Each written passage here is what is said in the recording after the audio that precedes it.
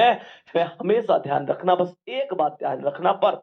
यही नहीं होना चाहिए मैं कर दूंगा, पर अंदर से आवाज आ रही है कि यार मैं कैसे करूंगा। कई बार मन करता है कि यार छोड़ दे, कुछ नहीं हो पाएगा। माता के बारे में सोच लिया करो, पापा के बारे में सोच लिया करो। अब तो तुम बहुत बड़े हो, मैं तुम्हें सच बात बताऊं, उस पिता के बारे में सच बात बता रहा हूं, जब तुम बहुत छोटे से थे ना, जब तुम शायद पहली दूसरी क्लास में पढ़ते थे, और तुम्हारे टीचर,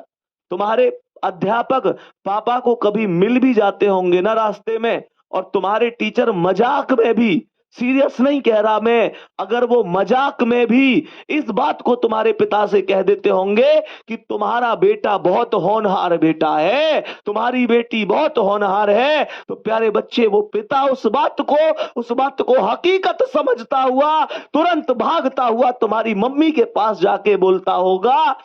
कि आज बाबू की तारीफ करी है उसके टीचर ने,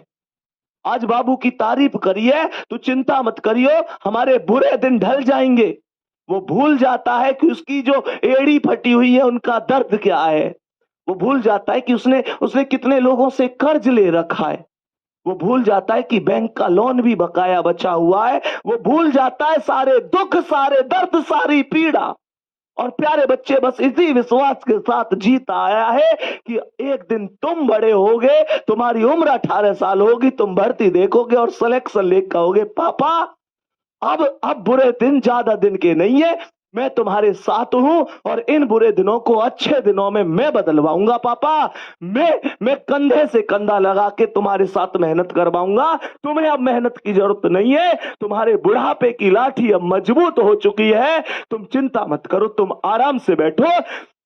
जैसे तुमने मुझे राजा बेटा बनाकर पाला है ना मेरे प्यारे पापा, मेरी प्यारी मम्मी, अब आपका नंबर है, मैं भी आपको राजा राजा पापा की तरह बेटा एक दिन ध्यान रखना, उनको भी राजा जरूर बनाना है।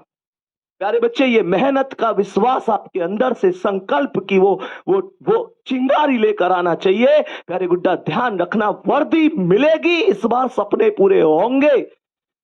प्यारे गुड्डा मेहनत करते रहो बस तुम लोग।